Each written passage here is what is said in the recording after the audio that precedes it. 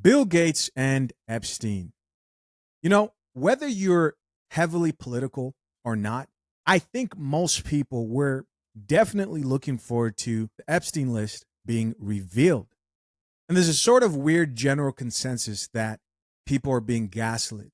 And when it comes to Bill Gates and his association with Epstein, one of the most odd interviews I remember was his ex wife, Melinda Gates, talking about how Epstein, his involvement with Bill Gates, were one of the reasons that she decided to divorce him.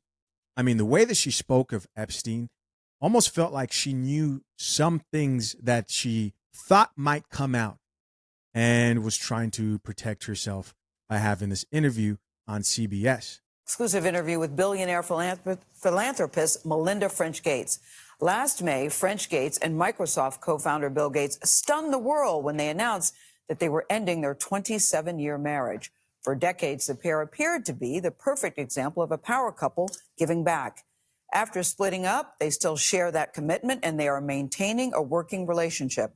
They jointly run their foundation, which currently manages an endowment of about $50 billion.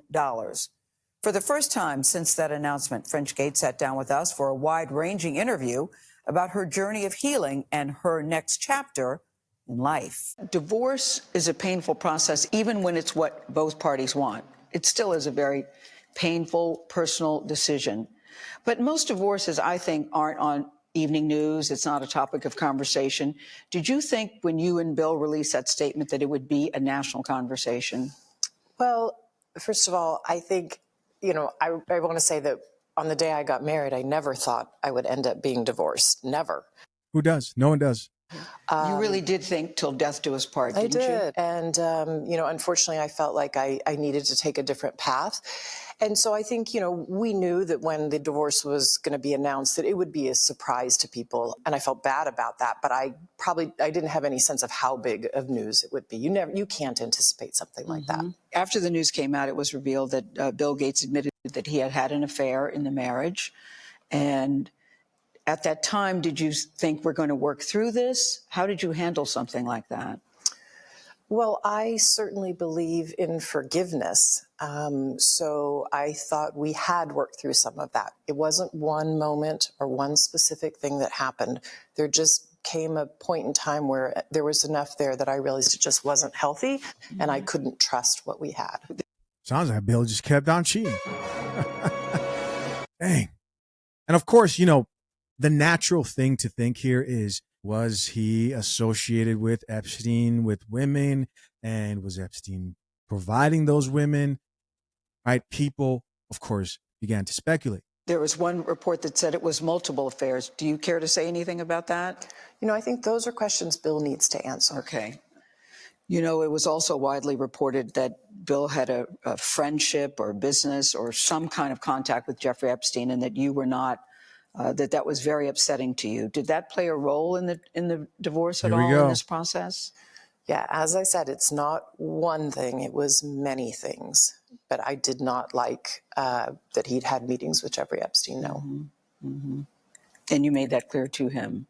I made that clear to him. I also met Jeffrey Epstein exactly one time. Did you? Yes, because I wanted to see who this man was. And I regretted it from the second I stepped in the door. He was abhorrent.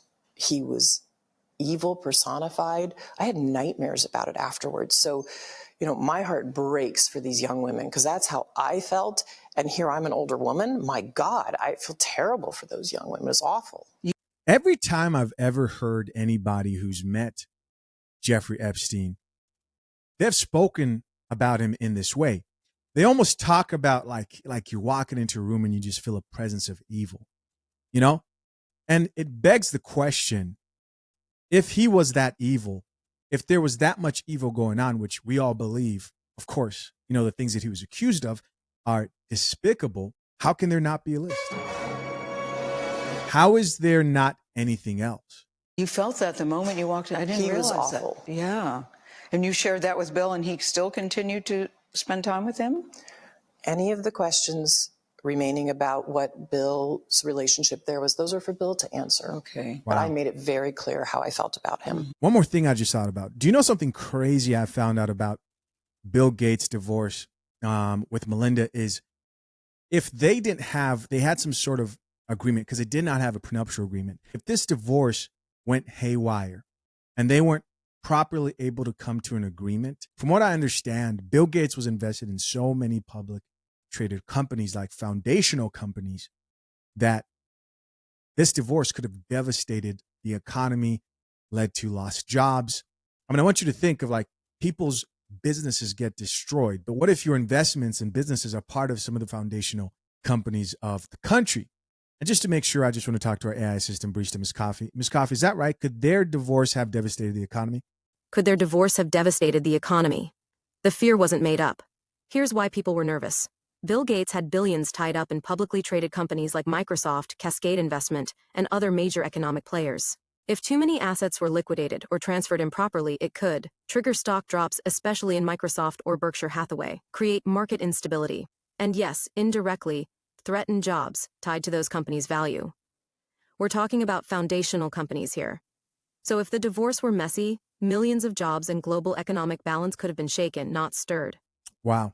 And of course, speaking about prenups, it's time to talk about the sponsor of today's video. Do you know that roughly 2 million people get married in the US every single year? And out of those 2 million people who get married, 600,000 wish they had this. And what is this? It's a prenuptial agreement. No, a lot of people have never actually seen a prenup in real life. Now, to put that in perspective, we're talking about a football stadium packed with married people who regret not signing a prenup. A part of me does understand why so many future husbands make the mistake of not getting a prenuptial agreement, right? A lot of people think only rich people get prenups, and the process is often very complicated and expensive. In fact, when I got my prenup, I wish I had guidance on how to choose the right attorney, how to avoid costly mistakes, and also just how to walk into a conversation, a legal conversation, feeling confident. That's why I decided to create fathershaverights.com. If you need a prenup but don't know where to start, our step-by-step guide can help. Get the questions every future husband asks answered by expert attorney James Sexton and the lead attorney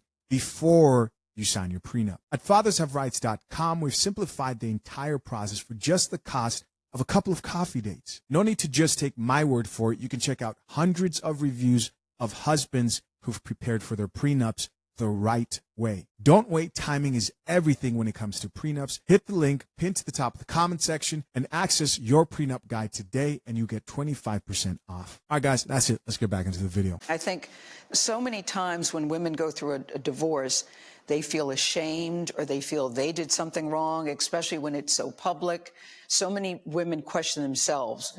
What did I do? Was this my fault? Did you have any of that? I don't question myself now, not at all. I gave every single piece of myself to this marriage. I was committed to this marriage on the day we got engaged and until the day I got out of it. So no. But I also think society used to put things on women like it was our fault. No, I did nothing wrong. So I hold my head high. Did you have moments where you were just so angry? Did you have moments that you were just in such pain? Because people look at you, Melinda French Gates, and say, she has it all. She has it all. Well, I think it's really important to say, look, I had a lot of tears for many days. I mean, days where I'm literally laying on the floor and the carpet, this close to me, thinking, how can this be? How can I get up? How am I going to move forward? And days I certainly was angry. I mean, this is painful stuff. And at the end of the day, though, I started on this journey of healing, and I feel like I'm starting to get to the other side. And I do feel like I'm turning a page in the chapter now. I mean, it's 2022, and I'm actually really excited about what's to come in life ahead for me. Yeah. You can't look at, I don't care if they're a billionaire or a trillionaire. I understand that people go through hell in this life. People have problems in this life. There are problems that even money cannot fix. And, you see that with celebrities sometimes. You look at them and you think, if I was them, I would be happy. And I just think that's short-sighted. Now, that's not to say that people don't need money, but to not overvalue just how much that money is actually going to make you happy. How would you describe your relationship with Bill Gates today? I don't even know if relationship is the right word. I don't know the word. Well, we certainly have a working relationship, Yeah. right? And I would say we're friendly at this point. Friends? Friends is a different word for me. Dang, And, like that that? might come over time. But for me, there's still healing that needs to happen. Certainly, I wish him well. I don't wish him harm. And I think we have a productive working relationship. And I think that will continue. Melinda French Gates says she'll keep working with her former husband at the Gates Foundation, which they co-founded together more than 20 years ago, as she works to grow her own company, Pivotal Ventures. We're going to check out a few comments here. And you know what? Just because I know a lot has changed since 3 years ago, I'm going to actually filter these to new comments. Let's see what people have to say. Top comment here says, Bill Gates is human garbage. Another person who says, Bill's answer to Epstein's question, well, he's dead. So here's somebody else who says, she seems fake to me. Being okay with your husband having a friend in Jeffrey Epstein, and she didn't care enough to try and do anything to stop him. Yet she claims her heart breaks for the girls. Yeah, okay, LOL. Hey guys, as always, I appreciate you for checking out yet another episode of the Coffee Pod. To my currently engaged or soon to be married men, if you need a prenup and would like a guide that shows you how to get a solid and legally binding prenuptial agreement, hit the link pinned to the top of the comment section and access your guide at fathershaverights.com today.